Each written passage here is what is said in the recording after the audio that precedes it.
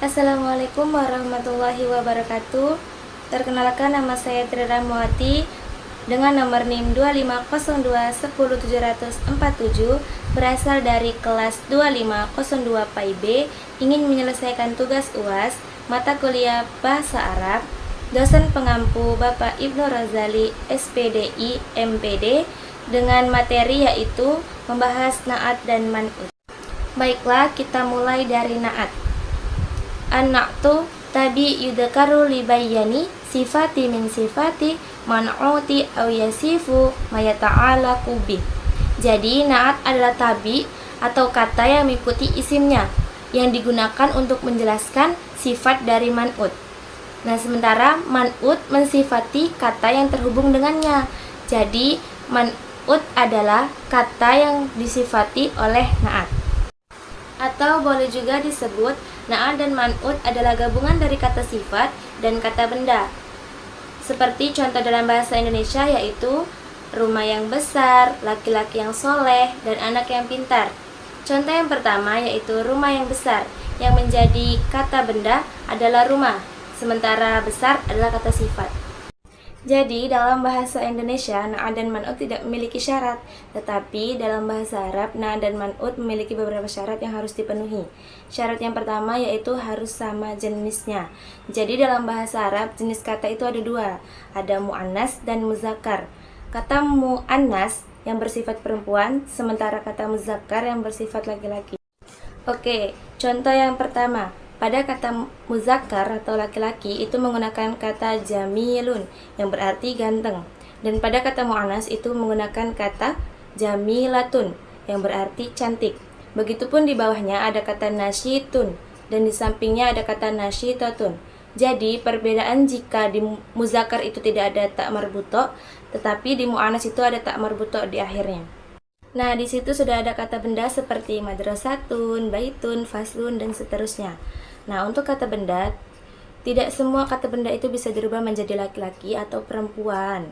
Misalkan, kata yang pertama, madrasatun, itu dia bersifat perempuan, tapi kita tidak bisa merubahnya menjadi laki-laki, yaitu menjadi madrusun. Itu tidak bisa, karena itu sudah paten.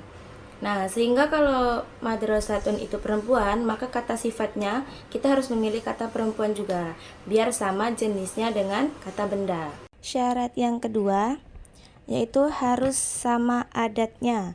Nah, harus sama adatnya tuh seperti apa? Harus sama mufradnya, tasniahnya, dan jamaknya. Jadi maksudnya itu misalkan kata bendanya itu mufrad atau satu orang, maka kata sifatnya juga harus mufrad. Jadi misalkan nih kata bendanya tolibun, maka kata sifatnya harus satu juga, jamilun. Kalau digabung menjadi tolibun jamilun. Nah, apabila kata bendanya itu tasniah atau lebih dari satu, itu kata sifatnya juga harus lebih dari satu. Misalnya, tolibani jamilani. Syarat yang ketiga, harus sama kategori umum dan khususnya. Nah, di bagian khusus itu berawalan kata al. Kata-kata yang berawalan al itu berarti atau memiliki makna itu. Misalkan, kata umumnya jamilun yang berarti cantik. Nah, kalau secara umum ditambahi dengan kata al, misalkan al-jamilun itu berarti itu cantik, langsung tertuju kepada seseorang kata itu. Nah, kita lihat ke contohnya. Madrasatun artinya sekolah. Kalau kita masukkan al-madrasatu, al-kabiru artinya sekolah itu besar. Nah, kita tuh ngomongin sekolah itu besar seperti itu. Nah, kita lihat contoh yang kedua yaitu madrasatun kabirun. Nah, itu kan tidak memakai al. Apabila salah satunya memakai al, berarti yang lainnya memakai al. Apabila satu tidak memakai al, berarti tidak memakai al semuanya. Syarat yang keempat, harus sama harokatnya. Misalkan al-madrasatu al-kabiru. Di situ kan al-madrasatu memakai doma, berarti al-kabirunya harus memakai doma juga.